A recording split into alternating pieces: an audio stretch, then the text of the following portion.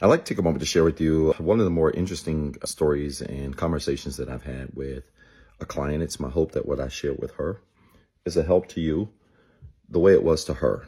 She is 34 years old. She's going through divorce proceedings. She was married for 7 years.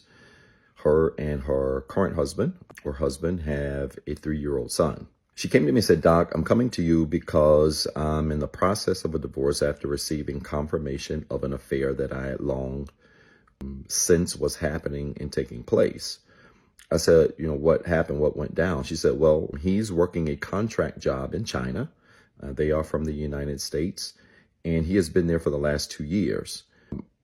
And I said, "You were not with him?" She said, "No, he did not want us to come with him." I said, "Why?" She said, "Well, he said to her that he felt like their son was too young to be there, to be traveling that far and living there in that country. He did not want his son there. He wanted his son back in the States."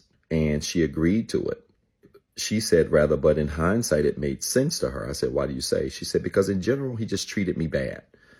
He treated me bad." She said, after about a year or two of marriage, his behavior really changed.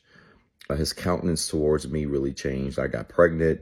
That seemed to make it worse. She talked about how her pregnancy was one of the worst experiences of her life, not from a health standpoint, but from a support standpoint, that he just was not a good supportive husband while she was going through her pregnancy, in terms of her doctor's appointments, just her overall care. And then when she had their son, he gained this contract. And she said in her mind, she felt like it would be perfect for them to pack up their bags and go together and start this, new adventure over in China for 2 years. And he was like, no, he didn't want her to come. He didn't want his son to be there. And that was that. But she said it made sense. Again, he just really had treated her really, really, really, really bad after about year 1 or 2 of that marriage. I said, "Okay, ma'am, let me ask you a question. Does he love you?" She said, "Doc, I think it's interesting you're asking me that." And she started to cry. I gave her a second. She said, "Doc, yes, I do think he loves me." I said, "Really?" She said, "Yeah, I do think he loves me." I said, "Give me 2 or 3 reasons why he loves you." She said, "Well, he makes sure that we have money and all the bills are paid." I said, "What else?" Said, "Well, if I do need something, I can call him or FaceTime him and he'll make sure that I have it or my son have it." I said, "You got anything else?" She hesitated. She waited for 30 seconds. It felt like 3 minutes. I gave her a chance to wait. I finally interrupted her and said, "You don't have anything else?" She said, "No." I said, "Ma'am, what he's doing is just doing what he's supposed to do. He's taking care of your home. He's taking care of his son, and occasionally takes care of you." I said, "But ma'am, don't you think love is an action?" She said, "I do." I said, "Based on his actions and how he's been treating you, and now the affair, which we're going to get into in a second, tell me where the love is." I said, "Ma'am, he doesn't love you, and you're being delusional. And this is a trauma bond that has you so paralyzed that you really don't even realize that the behavior that he's giving you really isn't love. It's just trauma. It's just trauma. All he's giving to you is trauma, and you're receiving it. And based on the things that she shared about his past and how he grew up, all he's doing is passing along what he received as a young man."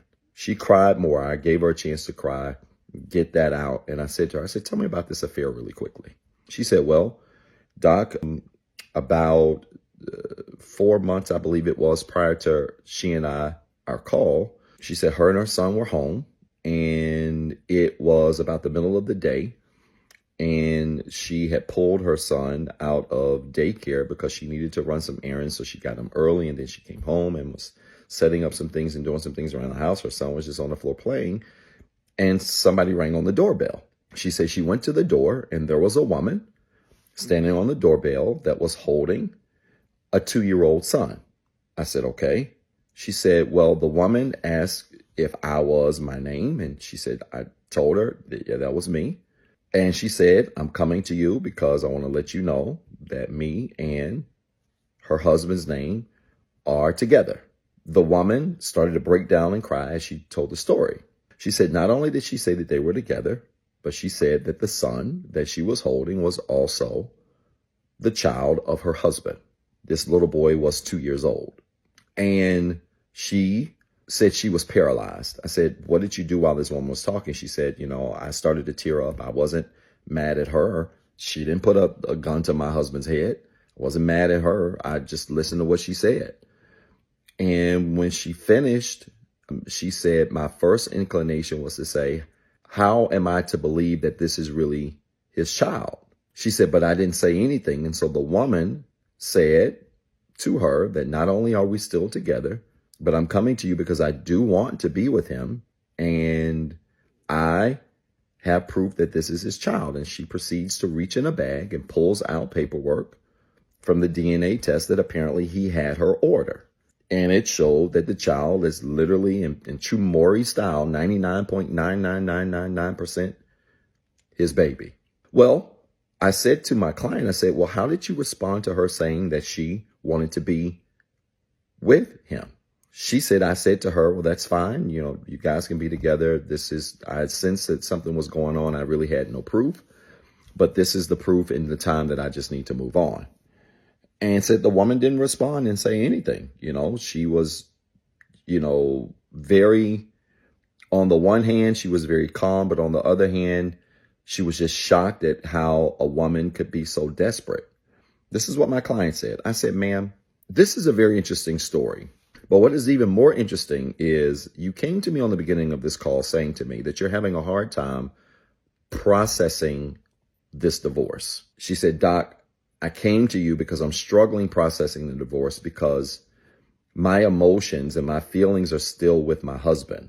And she said, I guess this explains why you call me delusional, but I just cannot separate the feelings that I have for him, even after discovering that not only did he have an affair, he has another whole son in a different country. This woman had actually moved over to China to live with him there while my client stayed in America. I said, and ma'am, you're struggling with moving on with this? She said, I am. I said, ma'am, let me say something to you. I said, an underrated outcome of trauma is that the behavior that we sometimes have as a result of trauma is a reflection that we're just numb to the trauma that we've gone through. In other words, when we're really heavily traumatized, sometimes our behavior will reflect a numbness to this trauma that people like me who are trauma-free look at you and say, well, what in the world are you thinking? And I said, ma'am, that's actually pretty normal. I said, you can literally know that what you're taking is wrong and still take it when trauma has gotten the best of you. And I said to her, I said, ma'am, I see this happen a lot in my space. And here's a very unpopular take that I want to share with you. And it's simply this, that just because you're numb to the trauma doesn't mean you're not responsible for it. She started to cry. I let her cry. I said, and this is going to be hard for a culture that doesn't like personal responsibility and accountability. This is going to be hard for a culture that loves being a victim. This is going to be hard for a culture that gets offended when you look them in the face and say that the person that mistreated you doesn't love you, because love is an action and not a word. And they probably never loved you if they mistreated you this long.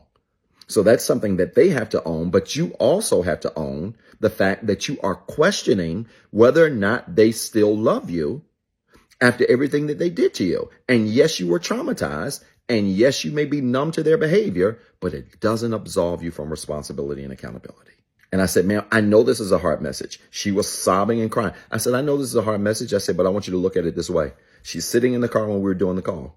I said, are there any other cars around you? She was sitting in the middle of a parking lot. She said, no. I said, perfect. I said, I want you to crank your car up. She cranks it up. I said, I want you to put your car in drive. Keep your foot on the brake. She did. I said, now I want you to take your hands off the steering wheel. I want you to press the gas. She said, what? I said, take your hands off the steering wheel and press the gas. She did it. She said, Doc, am I supposed to be going fast or slow? I said, obviously, you probably don't want to go fast. Why? She said, because the car is going to get out of control. I said, and if that car crashes, whose fault is it going to be? She said, it's going to be mine. I said, really? I said, it's not going to be mine as in my fault, Doc's fault? She said, no. I said, why? She said, because I'm driving the car. I said, but didn't I tell you to do it? She said, you did. I said, so wouldn't that not give me some level of accountability in this? She said, it would. I said, but who's going to get the ticket? She said, I am. I said, ma'am, this is how we look when we try to live our life. If your car is your life, when we try to live our life and take our hands off the steering wheel because we've been traumatized by the behaviors or the actions or the words of somebody else. And we still try to live our life without grabbing the wheel and taking responsibility for it. When we wreck that car and try to blame somebody else for it, we look equally as crazy. I said, ma'am, sometimes trauma can damage you so much that you will literally find yourself where your actions and your body absolutely are functioning separate from your brain and your emotions. I said, and this is why mental and emotional alignment is so important. Your thoughts have to tell your emotions how to feel instead of your feelings telling your thoughts how to think. And when your emotions tell your thoughts how to think, you will literally begin to question yourself over the behavior of a man who has proven to you that he doesn't love you.